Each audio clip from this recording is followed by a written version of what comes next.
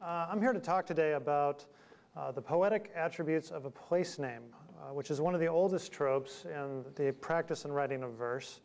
And it's one that can trigger a forceful set of prior associations within the mind of a listener and bring him or her to previously untraveled countries. The poet flicks with great casualness and authority the shores of Tahiti, or the walls of the holy city of Jerusalem, or the interior of a cabin in Thief River Falls, Minnesota, into a realm of immediate sensory perception, and just with the effortless rendering of a simple proper noun. Place names, I think it's important to start off with by saying, have been some of the most first and literal poetry known to humankind. Certainly the naming of a place was one that could survive the passing of families and heroes and temporary victories in military conquest or hunting fables. The naming of a place was a way of people to possess it, a way of drawing it out of time out of mind, what the Australian Aboriginals called dream time, of concretizing the geography in this material world where it could be used and subdued, farmed and stomped upon, parts of it turned into sacred places, and the most important parts of it rearranged to create a village. In an influential essay called Landscape History and the Pueblo Imagination, Leslie Marmon Silko writes about the power embedded in the name of a place for the ancient Pueblo Indians of the American Southwest, whose horizon was sprinkled with place names that referred directly to demi-historical events, such as deer hunts or the death of an old woman, that formed the basis for a shared mythology that drew the people together. Landscape, Silko writes, has similarities with dreams. Both have the power to seize terrifying feelings and deep instincts and translate them into images, visual, aural, and tactile, into the concrete, where human beings may more readily confront and challenge and channel the terrifying instincts or the powerful emotions into rituals and narratives which reassure the individual while at the same time reaffirming the cherished values of the group. The identity of the individual as part of the group and the greater whole is strengthened, and the terror of facing the world alone is extinguished. In the ancient times, cohesiveness was all that stood between extinction and survival. And while the individual certainly was recognized, it was always as an individual simultaneously bonded to a family and a clan by a complex bundle of custom and ritual. You are never the first to suffer a grave loss or a profound humiliation. You are never the first, and you understand you will probably not be the last to commit or be victimized by a repugnant act. So the naming of places was not merely a navigational aid, but a method for uniting people together, a survival strategy, a compact story that is told and concretized that we might live together. In the biblical creation account, I think it's no accident that Eden had a name before any of the animals.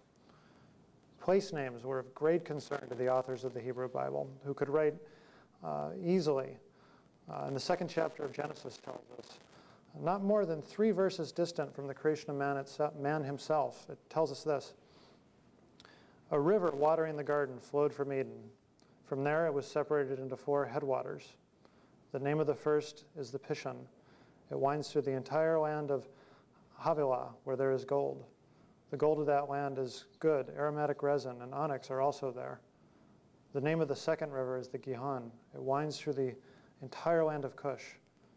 The name of the third river is the Tigris. It runs along the east side of Asher. And the fourth river is the Euphrates. God then, of course, bestows upon Adam the authority to plant names of his own devising upon nature, an intangible logos imprinted on created beings. Says the Bible of this: he brought them to the man to see what he would name them, and whatever the man called each living creature, that was its name. So the man gave names to all the livestock, the birds in the sky, and all the wild animals.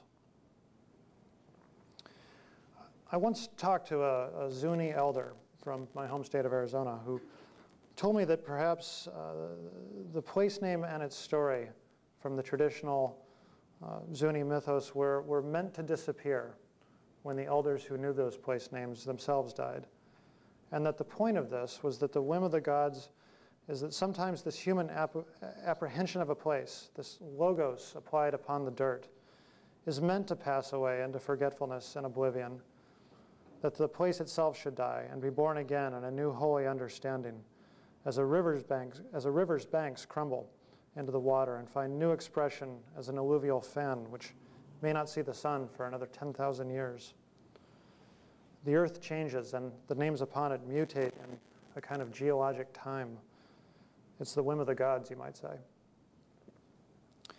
And one might also ask here about the arrogance implied in naming the creation. What business is it of ours, we might ask, to assume the power of putting a fragment of language onto a spot that yields willingly but will patiently outlive its master? Can we really name the nature outside of us? We are promiscuous about naming ourselves. In fact, a name is one of the absolute requirements of being a human being in nearly every culture on earth. But it is our place names, along with our family names, that carry culture through the screen of death. Perhaps it's significant that the Bible locates the power to name the physical creation as one of the gifts given to Adam before the inevitable fall from grace and the expulsion from Eden, a place and a time out of mind, by the way, that happens to bear a specific geographical name. Secular literature from pre-modern times also figures indices of place names. In addition to offering lists of ships and accoutrements of war, Homer also makes tallies of names of significant places.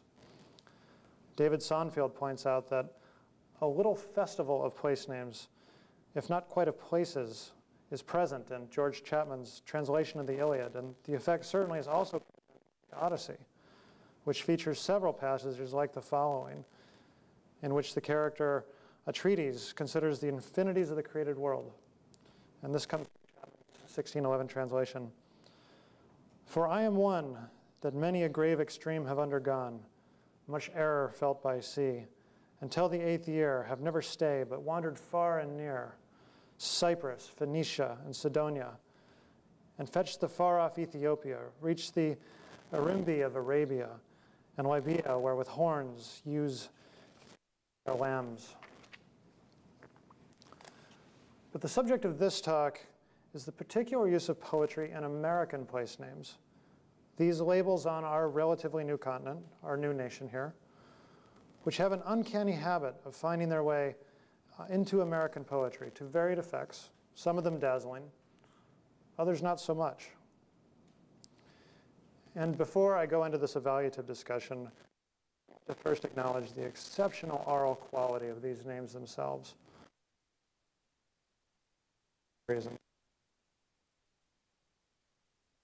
Canyon. Good morning meal there. Reduced to the passing activity of an hour. There's also a Tucson, Arizona, a word for Black Hill. Arizona named itself for a burbling spring not even located within the state. California, the name of a Spanish fantasy novel about a race of beautiful Amazon woman warriors. It's true.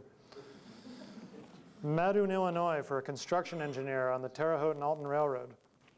And the railroad, by the way, did more to affect the place naming of this country than almost any other force, but that's another talk. And there have been a rich stew of words, like a kind of toy department of words. Stephen Vincent Benet expressed his pleasure with the amount of American numbers. I have fallen in love with American names, the sharp names that never get fat, the snakeskin titles of mining claims, the plumed war bonnet of Medicine Hat, Tucson and Deadwood and Lost Mule Flat. Seine and Piave are still, but the spoon thin and worn. There are English counties like hunting tunes, played on the key of a postboy's horn. Remember where I was born. I will remember Carquinez Straits, a little French Lick and Lundy's Lane, the Yankee ships and the Yankee dates, and the bullet towns of Calamity Jane. I will remember Skunk Town Plain. I will fall in love with a Salem tree and a rawhide Kurt from Santa Cruz. I will get me a bottle of Boston Sea and a blue gum Negro to sing me blues. I am tired of loving a foreign muse. Rue des Martyrs and Bleeding Heart Yard, Slynn's Pizza and Blind Man's Oast. It's like a magic, but I for a newer ghost. Harrisburg, Spartanburg, Painted Post. The poem is that good. Henry and John were never so, and Henry and John were always right. Granted, but when it was time to go and the tea and laurels had stood all night, did they ever watch for Nantucket's light? I shall not rest quiet in Montparnasse. I shall not lie easy at Winchelsea. You may bury my body in Sussex grass. You may bury my tongue at Champmedy. I shall not be there. I shall rise and pass. Bury my heart at Wounded Knee. Some absolutely wonderful wordplay there. But I'd like to argue that that poem functions merely on a surface level. It's a bit of a smug celebration of American invention and informality and ingenuity and an overt swipe at the dead, powdered hand of Europe. These names that Benet cites convey a tidy little exuberance at their improbability. It's the sense of an Americanness wrenched by bad grammar or violence or the wonderful spirit of frontier improvisation. But on another level, and on multiple levels actually, there is the poetry that celebrates names not as poetic ends in themselves, but rather as metomonies for the gloriousness and scope of the country itself. The underappreciated novelist and critic from UC Berkeley, George Rippey Stewart, wrote the definitive treatment of American place names in this brilliant 1936 study called Names Upon the Land. In writing this, he said this. He postulates this. The poetry of a name may spring from three sources. There is the romantic appeal of a song.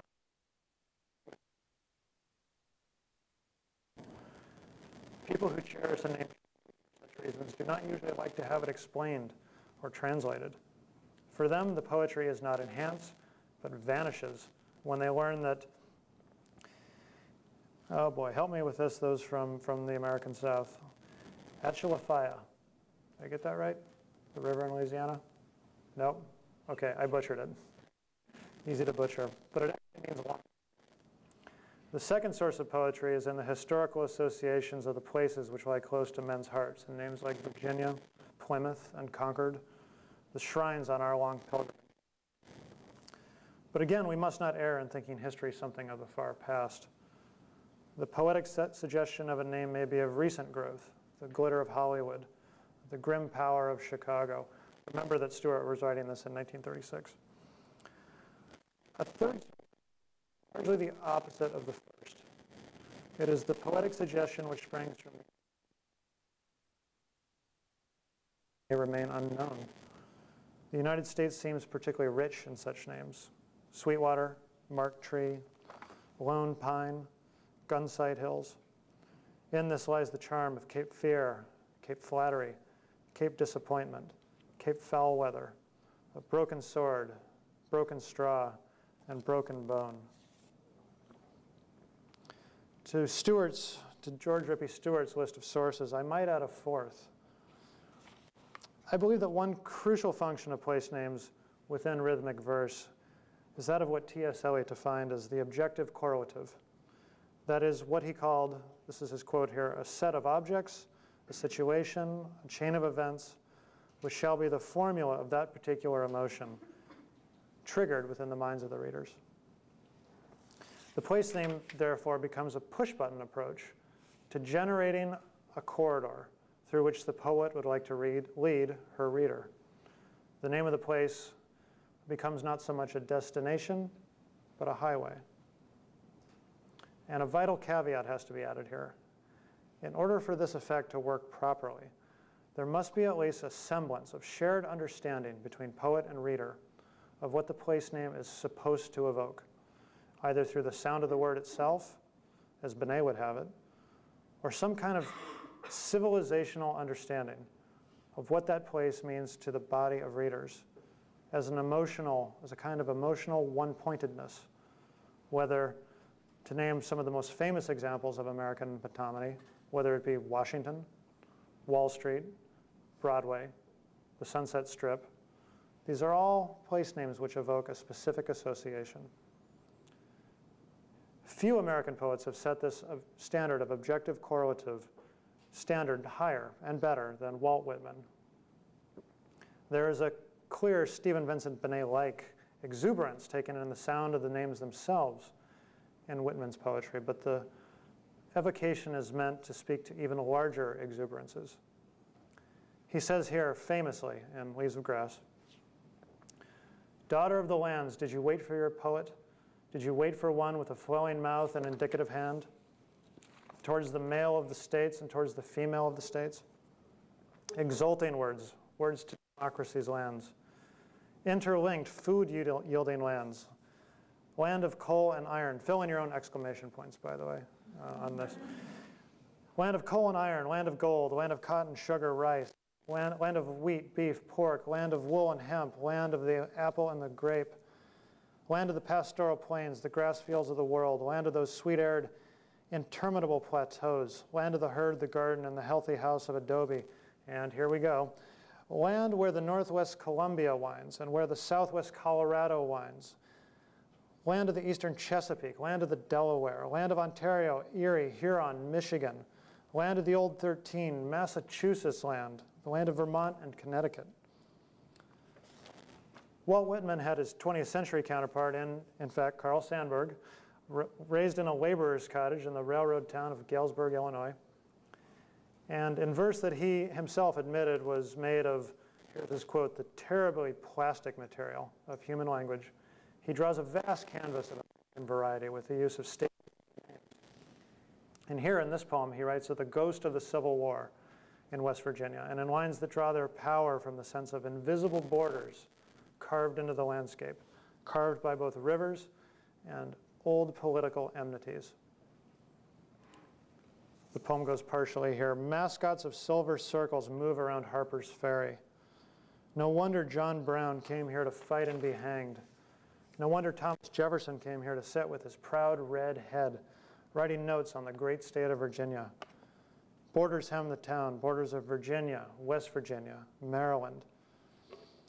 Be absent a minute or two and you guess what state you're in.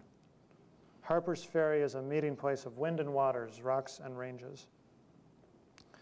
And so here we see in Sandburg and in Whitman a place name in a poem, an American place name, locates this place within a Cartesian certainty. For a place name, especially one that we recognize in our literal, newspaper-driven, American logical sensibilities, means above all else something rational, and engraving on a map a legal distinction, and in all probability a political entity with defined borders and elected officials and a tax rate. It defies the abstract with a hard knob of the real, pulls the poetic gossamer fabric to the board and pins it down with a nail, if only for a single word within that poem. And often that single word, that place name, is the focal point for the entire verse. Consider this uniquely slithery sound of an American state in a poem by Etheridge Knight, one that evokes not only the musical blues with its repetitions, its calculated repetitions, but a huge set of historical associations. "I was born in Mississippi. I walked barefoot through the mud. Born black in Mississippi.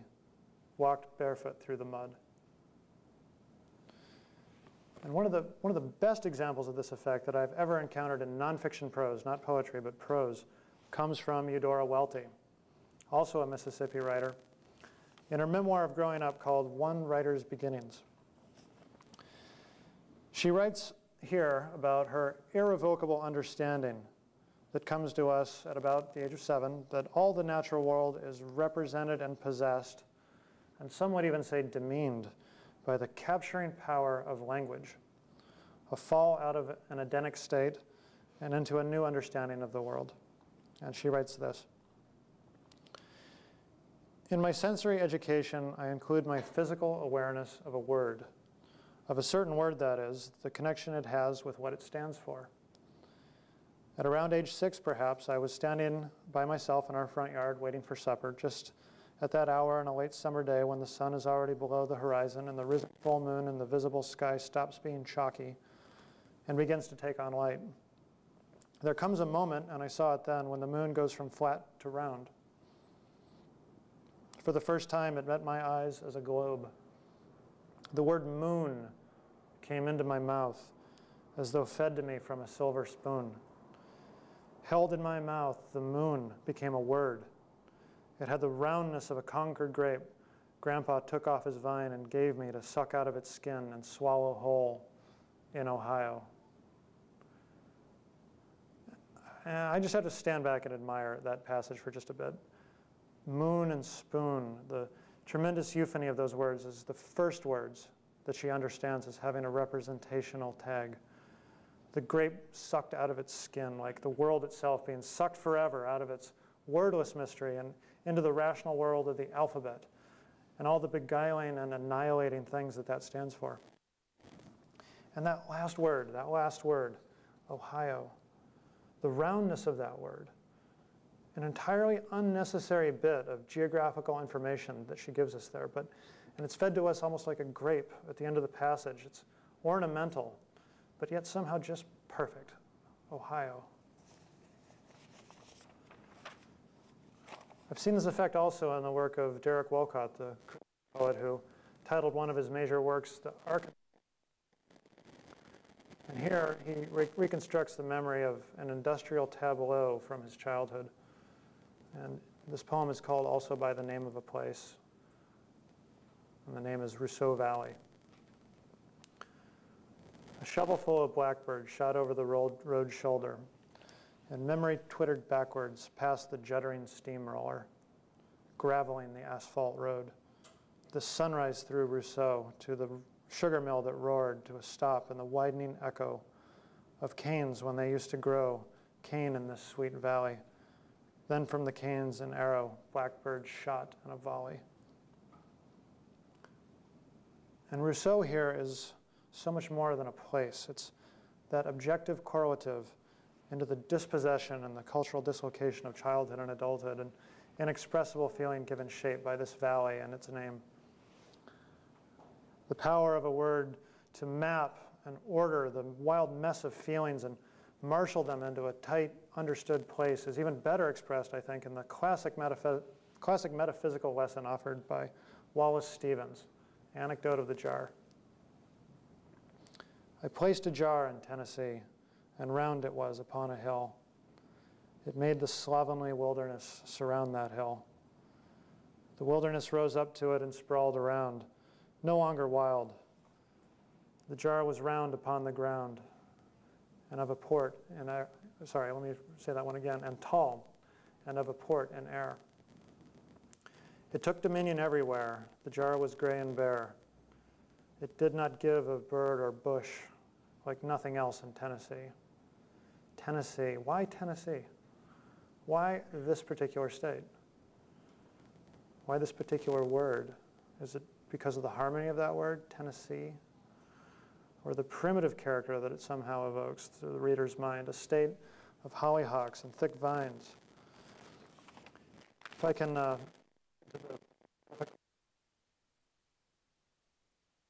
jar he had in mind.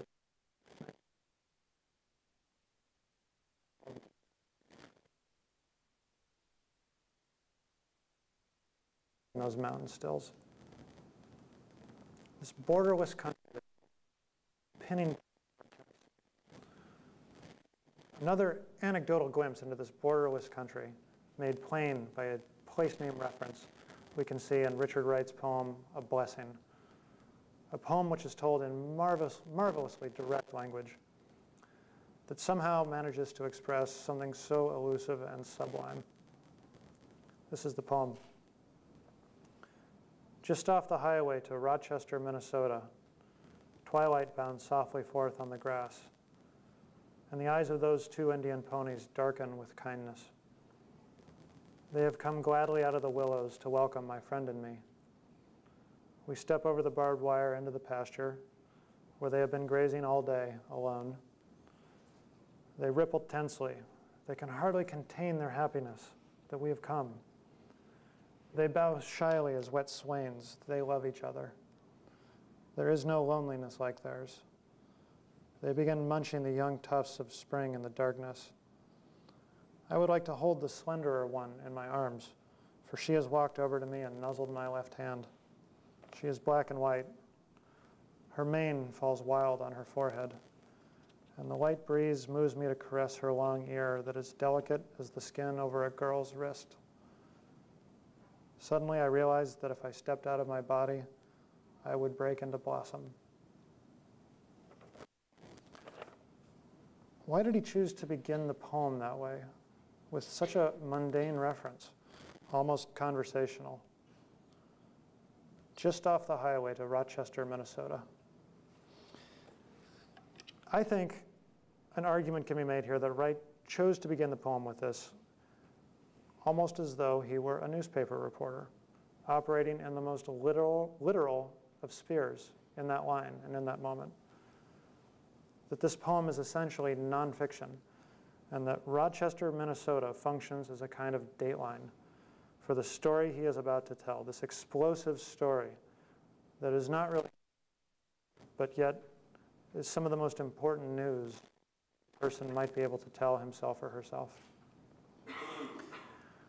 I personally could not have been more delighted a few years ago to have found a highway marker in Minnesota, just outside Rochester, Minnesota, on a state highway marker from the Historic Society with this entire painted white. That is one of the best historic markers I've ever seen. An example of the poet locating a poem within a place and then the poem itself being located at that place. But, and here's where we take a turn, the road is not always so easy when it comes to American place names.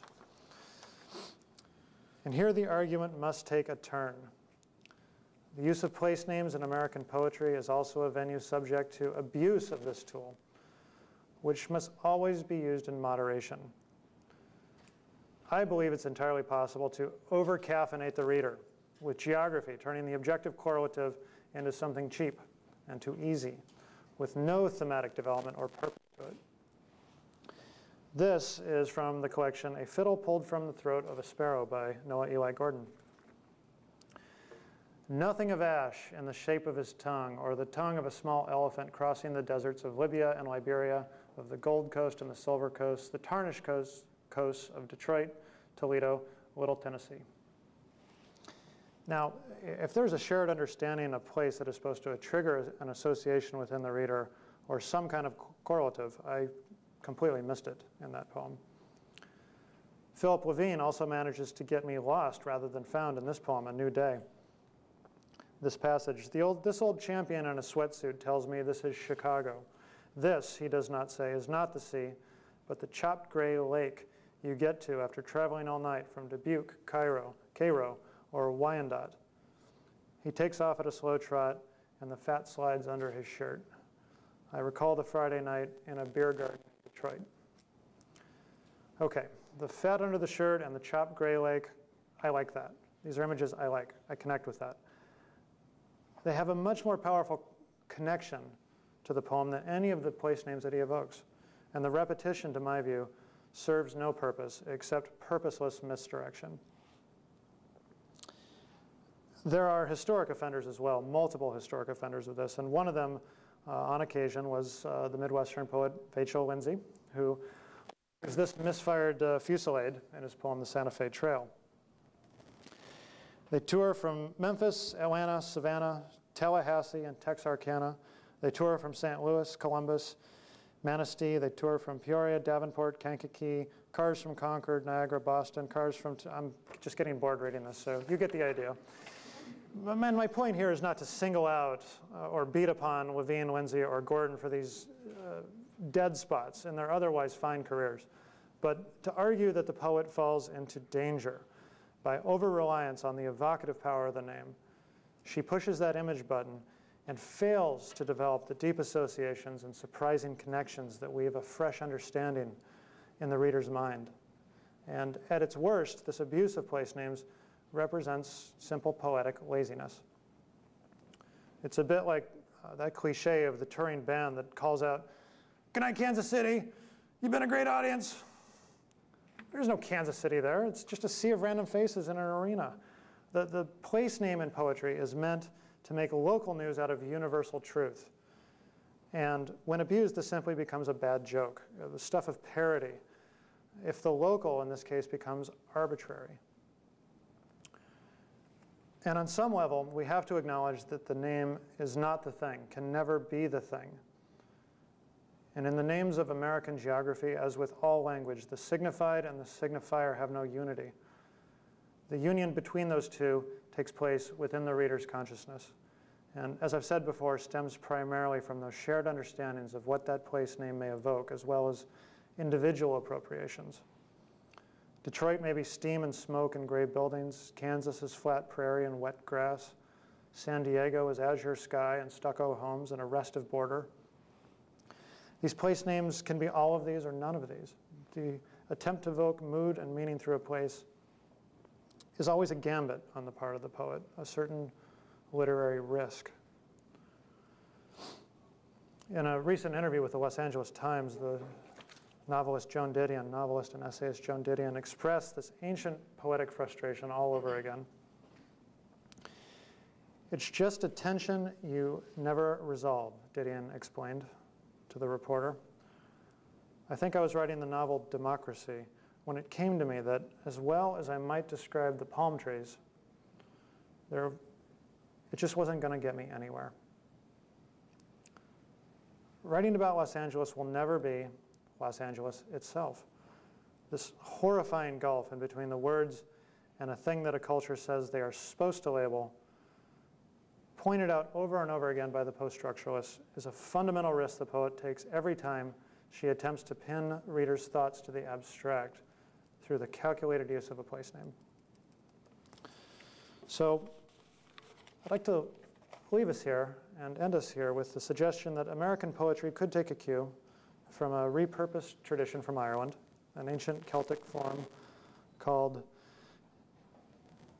and I'm going to probably stumble over this pronunciation, not being fluent in Celtic, but Deniscences. Is anyone familiar with this trope, Deniscences? What it is it attempts to tell the concentrated history of a specific place through the unpacking of the place name. In many of these, it remains unclear whether the story came before the name or whether the story was grafted on later as a creative explanation for why the place was named as it was. And this matters little for the ultimate purpose of the poem, which, as Leslie Marmon Sulco said of the Pueblo, was to create a small creation story or geography that would give cohesion and a collective origin, if only in the verse itself. Ancient form, rather, has been repurposed by Seamus Haines' narrative effect. And here is his poem explaining the name of a village in County Derry called Anahorish, and the poem is of the same name. "My place of clear water, the first hill in the world," and you'll have to bear with me because that's the last page in this talk, and here it is. "Where springs washed into the shiny grass and darkened cobbles in the bed of the lane, Anahorish, soft gradient of consonant, vowel meadow, after image of lamps swung through the yards on winter evenings, with pails and barrows. These mound dwellers go waist deep in mist to break the light ice at wells and dunghills." This, to me, is a supreme example of the burrowing back in a memory, both sensual and highly cerebral. The function of a place name here is to remind us where we have come from, that we are a people with a shared understanding of time and space and our role in a community. And it is the job of a poet to use these names with care and respect, to use them with an understanding of their effects both as concrete and hard narrative lines for abstract feelings, as well as word toys of their own regard, and not to treat them as levers on a poetic candy machine dispensing colored gumballs without any adequate foundation, without good narrative reason for such, without putting, if you will, that necessary penny into the slot. In America, we have an amazing wealth of physical nomenclature everywhere at our disposal, words spoken every day, millions of times for purely practical reasons. How many times right now, for example, right at this very minute, are the Anglo-Hispanophone compromise words Los Angeles, or the equally pleasing and improbable LA being spoken right now by millions of people at this very minute? The poet may elevate these words into a fresh realm, polish them off and make them new within the right setting and with the proper understanding of the role of place as a potent mediator between poet and listener, a meeting point of aesthetic interests. Thanks very much. Good night, Orange. You've been a great audience.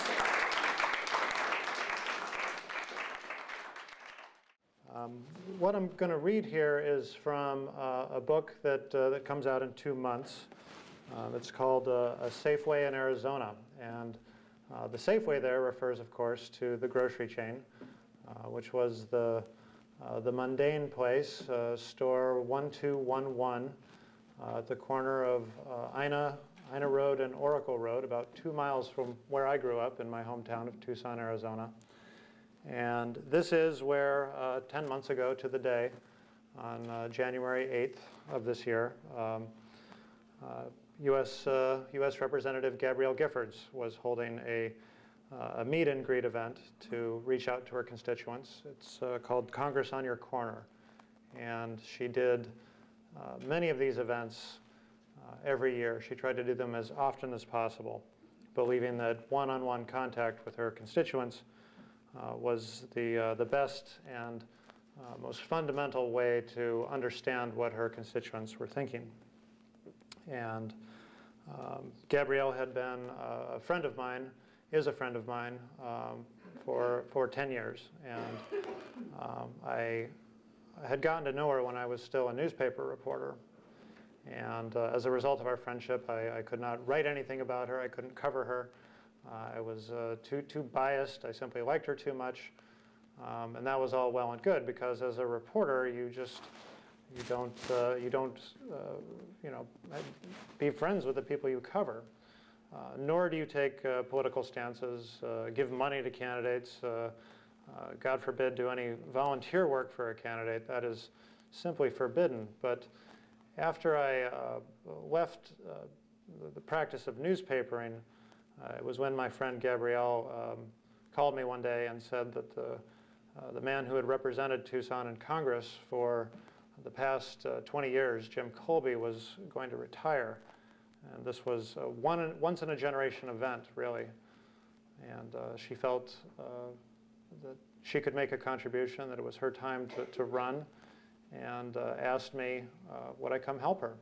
Would I move back to Arizona to do whatever it took, write speeches, knock on doors, do the grunt work of just sort of, bare-knuckle retail politicking to help her. And boy, this was a huge dilemma for me, because although I was no longer a reporter, I still felt sort of spiritually connected to that practice, to trying to look at events with as objective an eye as possible, and sort of to enter the world of politics was just sort of a huge step for me. And I don't think I would have done it for really anyone other than Gabrielle, not just based on friendship, but based on that I just believed that someone as thoughtful as her, someone as pragmatic as her, someone just as genuinely good a person as she was, if more people like that were in the United States government, we would be truly an even more exceptional nation. And so I took the step and went back to Arizona, my home state, in 2006,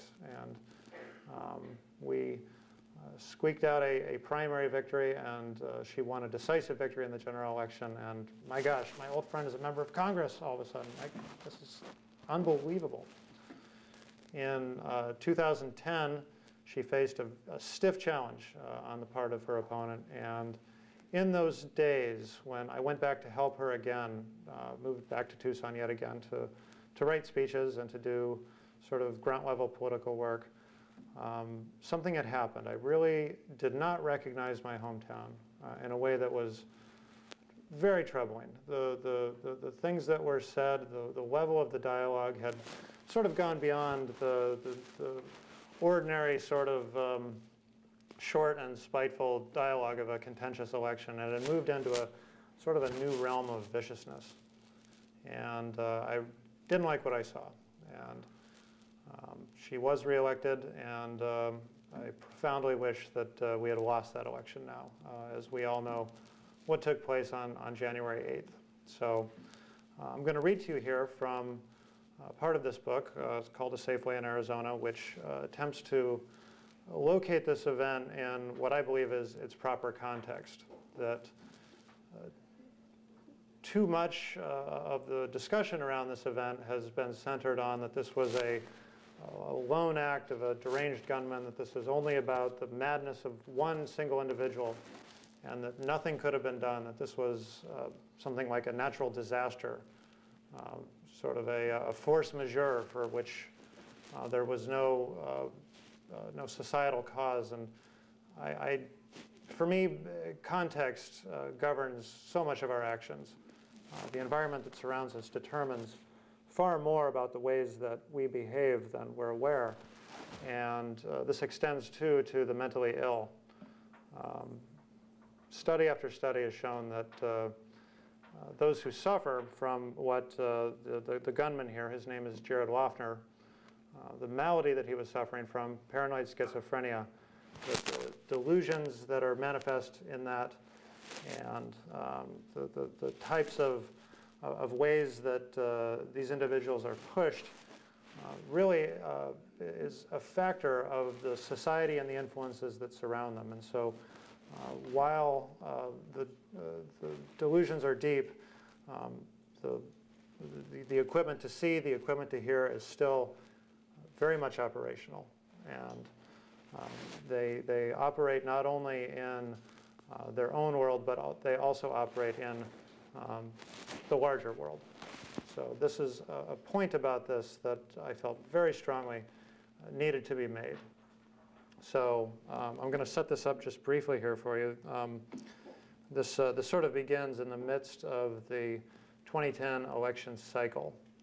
And I think there's only one individual that I should identify here, Gabe Zimmerman, who was a friend of mine, who lost his life on January 8th. He makes an appearance here. So Gabe Zimmerman is his name. So this is, right here, I'm going to start reading, and this is the last weeks of October of last year. I saw almost nothing of Gabrielle during those weeks and kept my head down in the office with picayune tasks, feeling terribly unsuited to the bare-knuckle brawl that this race had become. When I asked Gabrielle how it felt to be so publicly vilified, she shrugged it off and changed the subject. Some people had taken the nastiness to a new level. Roger Salzgeber kept a Giffords for Congress sign in his front yard and aimed the landscape lights in such a way that it would be illuminated at night. And he woke up one morning to find the lights smashed out on a single word scrawled in marker across the campaign sign: slut. With no speeches left to write, I went down once more to the town of Bisbee and rapped on doors and made phone calls all day long, trying to rouse the uninspired out to vote. And as the sun went down on the evening of November 3rd, I finished up my last knockings in the tracked fringes of the San Jose neighborhood and drove up to the party at the Marriott Ballroom, where Gabrielle was encircled 3 deep by a jungle of boom mics and cameras. Gabe Zimmerman was there on the far fringes, watching discreetly, and we briefly caught up. The official results weren't in by the 10 p.m. newscasts. In fact, it would take nearly a week for Gabrielle's victory to be counted to everybody's satisfaction. But it was clear from the precinct patterns then that we were going to squeak this one out. Not nearly so fortunate were the Democrats on the state legislative level, who had almost all been slaughtered. I caught a plane the next morning without proper goodbyes, feeling a mixture of relieved and moody. I didn't like what I had seen. Arizona seemed caught in a sickness that had only been aggravated by the worst elements of its substructure. which was really just a telescope version of some of the recent dysfunctions in the American substructure. The chilly, disconnected neighborhoods, the televised anger, the misinformed hysteria about immigrants, the delicate economy tied to reckless housing growth, the way that otherwise good people were so ready to devour each other when things got tough. It wasn't just in Arizona. The 2010 election cycle had been among the most antagonistic of recent years. A Wesleyan University study found that just 26% of the television ads aired during that season were designed to showcase positive attributes. The rest of the ads, the vast majority, almost 3/4, were either black and white contrasts or outright attacks. I had read of an experiment in social stress where rats of differing strength were placed together in a close-quarter cage, which always provoked a fight between the rats. And the loser experienced what the researchers called social defeat and withdrew into sullenness, showing feeble interest in playing or running on wheels or inside tubes or the things that rats normally do. The humiliation had driven them into corners, and my home state had felt a bit like that. The noise and the economic pressure and the isolation were becoming unbearable, and instead of working together to solve the root problem, people were instead looking for domestic enemies, clawing and biting each other into submission, though they were innocent. Gabrielle phoned me a few weeks later, and she was downbeat herself. The campaign had been the nastiest one of her entire career, and she would be returning to Congress in the minority, which would make it nearly impossible to pass any kind of bill that wasn't a fluffy co-sponsorship. Jesse Kelly, that was her opponent, would probably run against her again, perhaps with more cash and less tomfoolery, and it was uncertain if the president would recover his popularity enough in southern Arizona to lift her tide by 2012. I told her about some of my discouragements with the campaign, and she acknowledged it had been rough. Well, you won, I remember saying, and that's the important thing. But she would have to make adjustments. In a symbolic gesture, she voted for the Georgia Democrat John Lewis to be the minority leader instead of Nancy Pelosi, who she personally liked, but who had become an attack ad liability for her back home. She and her parents were going on a trip to Rome over the Christmas holiday, and we would miss each other in Tucson, but we made vague plans to have dinner together in DC in February. I congratulated her again, and we said our goodbyes on what was an otherwise unremarkable catch-up conversation. I looked at my phone bill later on, and that conversation was on the 21st of November, a Sunday evening in the time of year when it gets dark early, and 9 days before Jared Loughner went to buy a Glock 19 pistol from the Sportsman's Warehouse.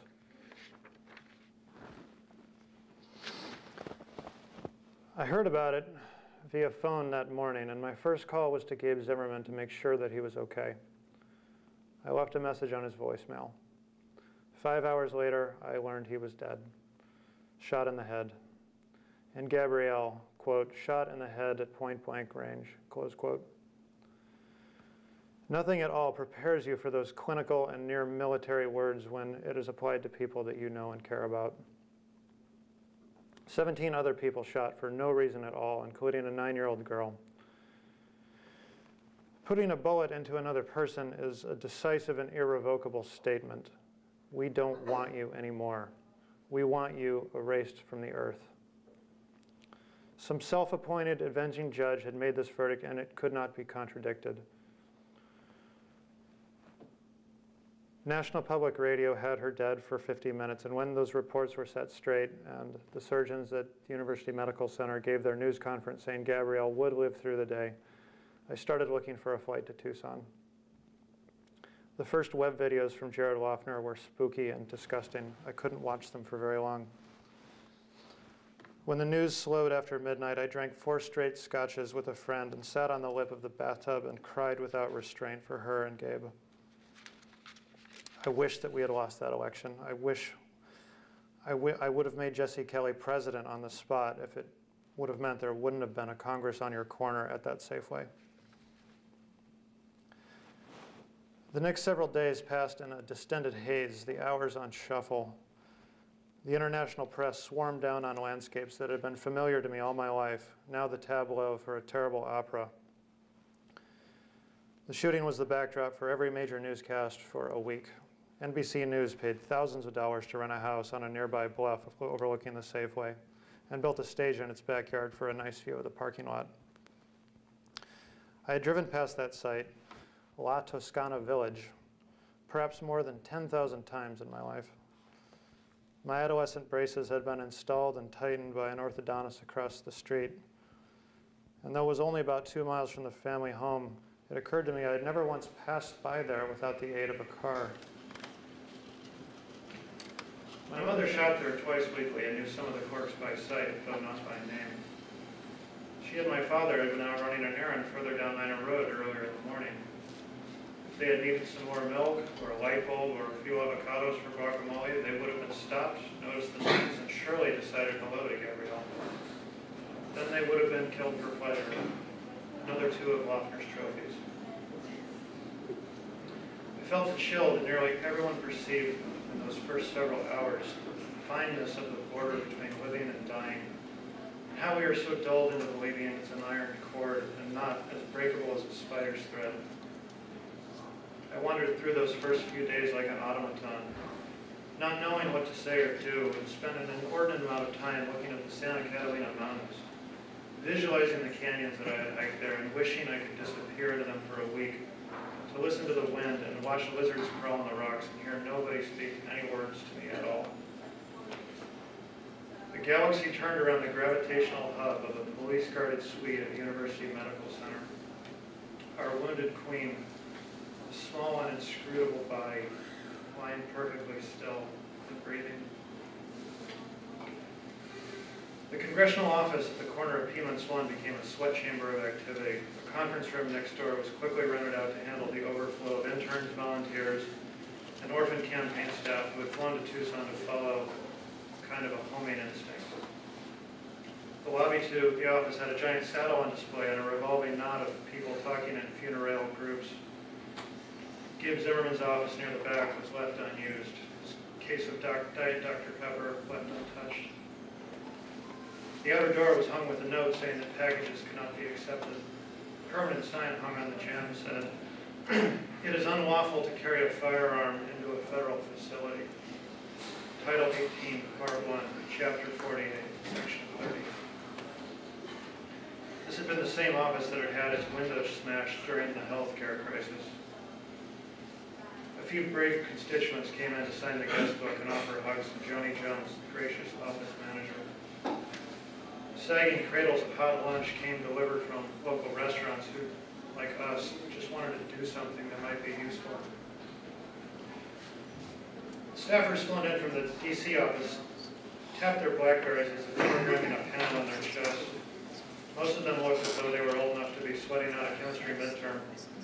It has long been a fact of American governance that the legislative branch consumes early 20-somethings like an ever-replenishable fossil fuel. Without them, nothing of consequence would ever get done in the Capitol. That tender and excellent combination of stay-up-all-night energy, nervous ambition, high self-regard, and unquestioning obedience makes for a stack of waterproof policy papers and ridiculous spreadsheets. I stood around and watched all the journalists tromp through, a lot of local reporters that I recognized, and a flotilla of national and foreign correspondents that I didn't recognize. The Safeway shootings had become an international obsession and would remain so for most of the month. It did not hurt at all that Gabrielle happened to have been attractive. There are few stories that resonate in the human subconsciousness more than a young, beautiful woman in danger. And Gabrielle's improbable survival advanced the story into the realm of universal mythos. The journalists were always hushed and respectful as we were, perhaps even more so given the guilt of their necessarily invasive work. The trapezoid courtyard of the office plaza felt like a cemetery that week. A uniformed Tucson police officer stood at the metal gate outside. Psychological comfort. There was an inert fountain painted in garish blue on the inside, dry. I opened my laptop in the conference room and wrote a few emails for the reconstituted communications team. Helped go through some of the letters that had cascaded in. Gabrielle would have wanted every address logged and every note to receive a corresponding thank you note. These letters filled at least a dozen postal bins at this point, varying postmarks from everywhere, but mostly from within southern Arizona. The rule of thumb for Congress is that for every thoughtful person who writes you a letter, there are probably 1,000 more that feel that same way and stay silent. These get well cards were a torrent of optimism and sorrow. Those from children occasionally had the feel of having been encouraged by parents or teachers, perhaps as a lesson in civics. Others seemed like their own simple expressions of projected grief. Their leader was not here in an unapproachable statue in a marble pantsuit, but rather a vulnerable human being who bled and cried and might get better. I learned later that some of the letters for kids included crumpled wads of lunch money. The curving stucco wall outside had been decorated for the last 4 years with the legend, Gabrielle Giffords, United States Congress. Now this low structure with planners had become one of 3 impromptu shrines that had instantly materialized around the city. There was a pile of flowers and cards beneath one of the Italianate arches of the Safeway, Toscana Village, and an astonishingly huge array of candles, flowers, balloons, cards, pictures and plush toys on the front lawn of University Medical Center where the national television satellite trucks surrounded them like a Praetorian guard. The man with the violin had taken a plane in the violet light before sunset, and people linked hands to pray among the offerings. The UMC staff had used stone markers to create little paths through the cards and the flowers. This resembled a road version of El Tiradito, the shrine to an outcast. We all knew that the impromptu memorials would eventually have to be dismantled, the letters filed away in an archive, the candles blown out, the balloons tossed away. These splashes of color on the hospital lawn and on the office corner and at the Safeway were all necessarily ephemeral. The Safeway reopened exactly 1 week after the shootings, the parking lot clear finally of police cars and FBI agents. The blood was washed away, and the plate glass windows had been replaced. A moment of silence was held at 10 a.m. that day to honor the victims. The grocery store put a metal sawhorse under one of the Italianate arches as a designated hole spot for all the flowers and cards and candles that the people dropped off there. Barney Lucas, the human resources manager, called it the center of healing. I watched people go into the Safeway, buy plastic cones of flowers, and drop them at the sawhorse. A woman crossed herself. Years down the road, a man named Mike Santa Cruz told me, years down the road I knew I would kick myself in the butt if I didn't come down here during the moment of grief. Another visitor was Reverend John Kitagawa, the pastor of St. Philip's in the Foothills Episcopalian Church, which John Murphy had built in the 1920s to serve the Beverly Hills of Tucson and its new residents. It's important, he told me, for people to come here as part of the healing process. That's the shock of this whole thing. Most of the people here on that morning were doing their normal routines. I asked him why he and his wife had come this day, and he paused and said, we needed milk. That was the deciding factor. In the second week of Gabrielle's stay in intensive care, I assigned myself the task of finding a home for all the piles of stuffed animals that were mounting out near the corner. The skies were high and hard, but I worried about a frost or a rain shower that might get them wet. That would turn these stuffed animals moldy and even more pathetic. They deserve better than to be thrown out with the trash. I talked it over with some of the Washington staff, and we agreed that the best alternative would be to donate them to a charity. An obvious one was Casa de los Niños, the local shelter for abused and neglected children. We also chose the UMC Pediatrics Unit, as well as the other big hospital in town, Tucson Medical Center. A few phone calls sealed the deal. Casa de los Niños and TMC were thrilled. It was one way to be in touch with what was happening, to have another small connection to the death and resurrection myth in their own hometown. UMC had to beg off taking anything but the animals that were still in their store packaging because of infection protocols. Sick kids couldn't be clutching teddy bears that somebody might have sneezed into. This made sense, and we could still make a delivery. We had at least 20 pristine brown bears wrapped in plastic that somebody, and I never found out who, had delivered in a giant crate to the office. Now I went to gather up the rest from the street corner. Alongside them were notes, laid out in the weak winter sun, addressed to nobody in particular. Beginning today, said one, treat everyone you meet as though they were going to be dead by midnight. Give them all the care, kindness, and understanding you can muster. I tried to thread gently between the candles and the construction paper messages on my way to pick up the first armload of stuffed animals. There was a tiger at rest, a bear with outstretched arms, a knuckle-dragging gorilla with big teeth. I tried to look official, as this probably looks like a sacrilege or perhaps a larcenous activity of a handful of people milling around the corner, but nobody came forward and asked me where I was going with these toys. I took them into the conference room and laid the first load on a folding table. We were targeted, said another note. We were hit, but we will not be destroyed. Here was the remarkable thing I began to notice after a few armloads.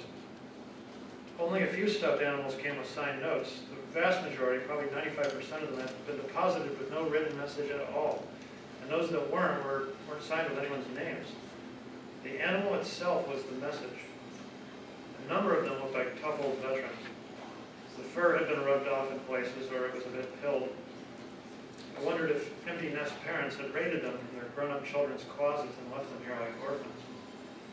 Or perhaps children had given up their own stuffed toys to the wounded queen, choosing to give as best as they could. A good number of them were brand new with manufacturer's tags still attached and their velour not yet grubbing. The toy stores and the stationery outlets in the malls must have made an unexpected fortune during those awful weeks in January.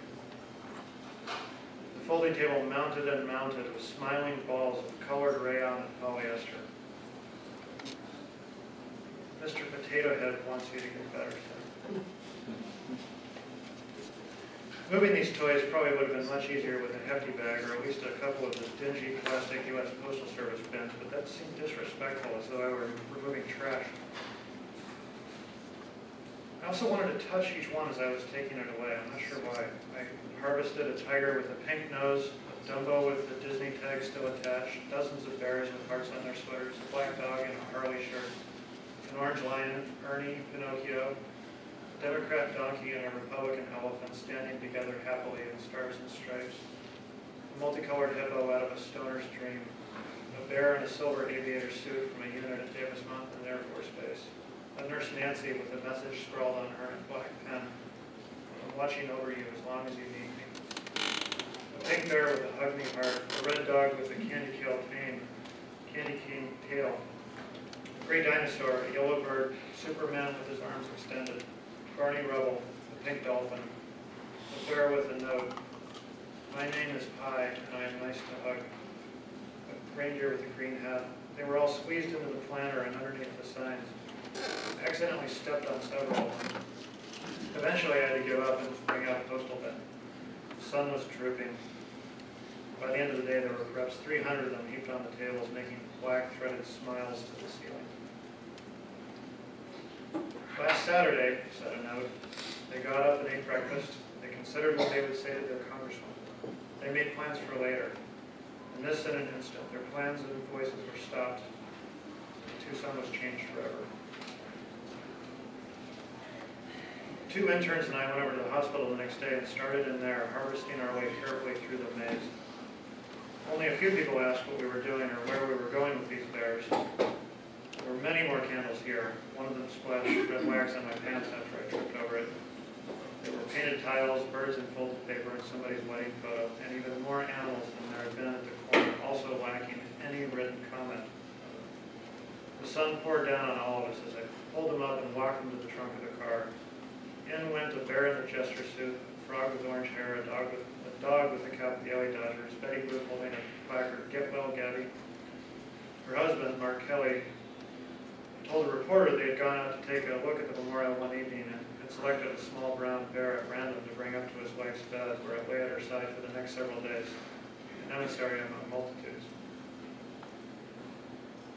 "Gabby, we are sending you wish dust because we hope you feel better. We wish you can feel our love and hope for your total recovery." It is hard to discuss stuffed animals without sounding either ridiculous or black morose. They have an intrinsic pathos about them, and they're also very difficult to throw away. Tossing one out is a bit like drowning a mouse in a backyard pool.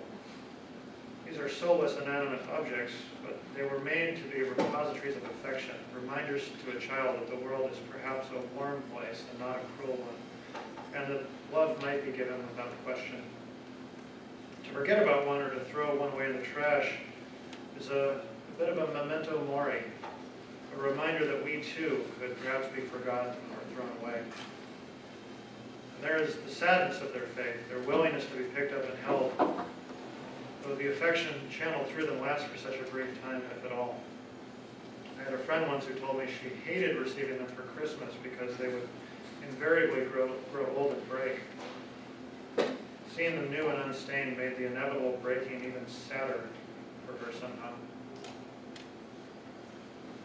Please heal, dear Gabrielle, and come back to us. We need you.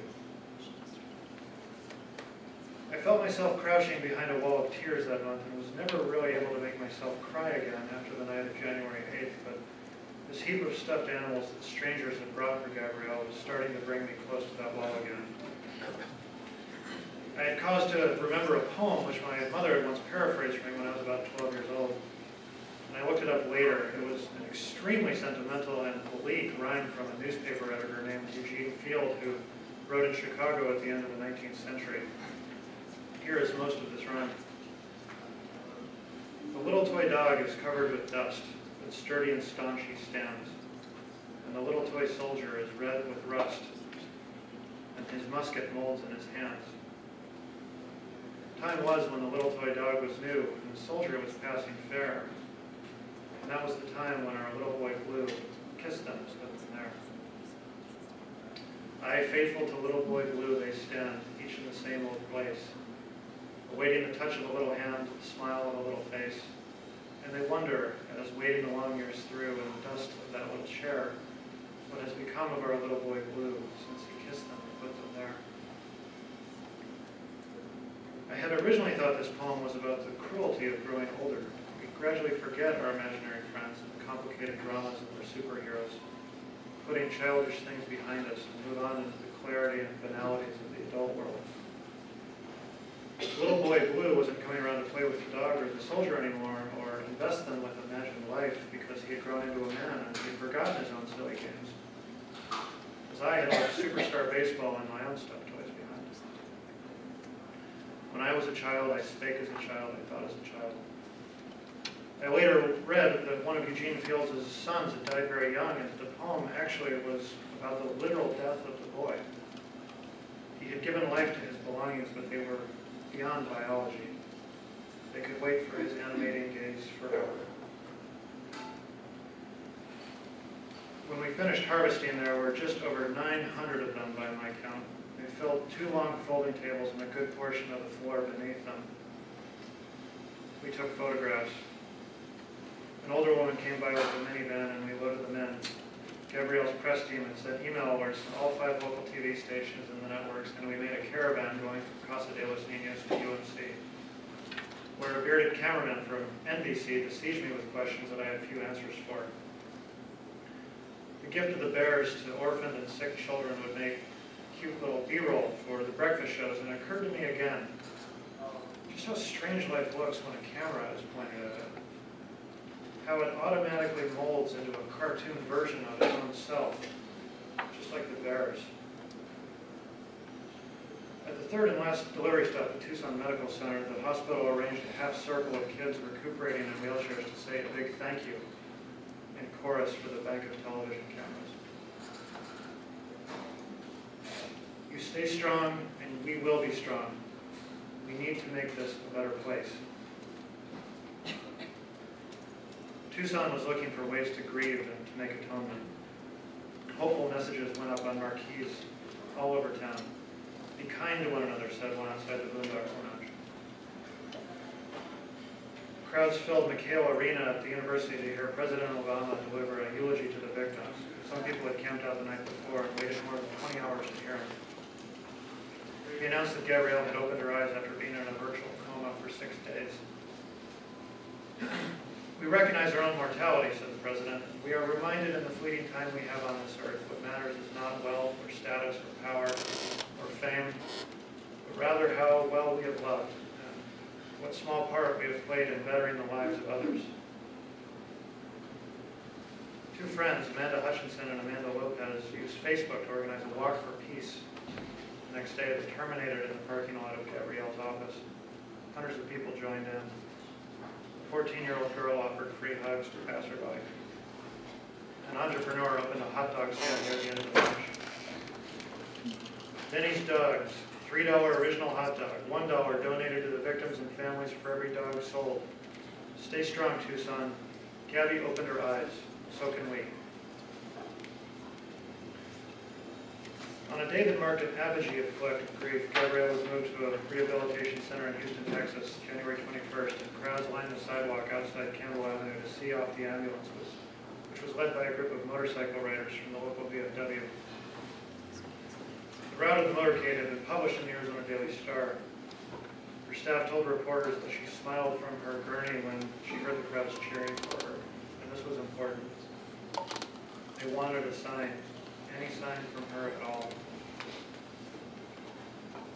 My family will not forget, said another note.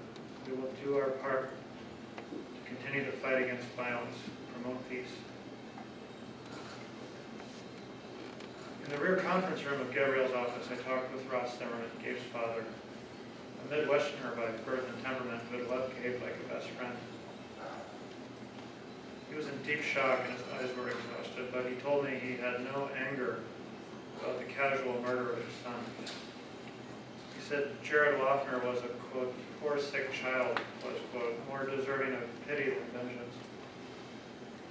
He had lived in a world of his own construction and perceived grievances that were only illusions.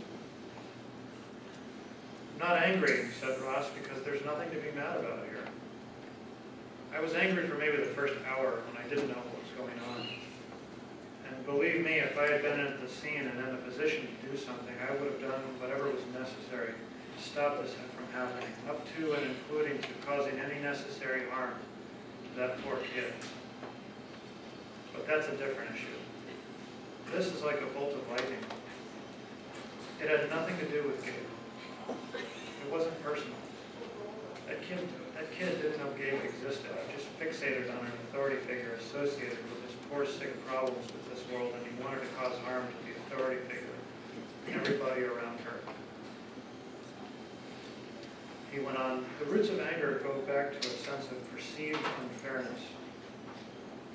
When you're growing up and have been brought up in such a way that doesn't map well to the real world, the pragmatic world, you want to build a story in your head, a model. That's not adaptive. It's not real. Thank you.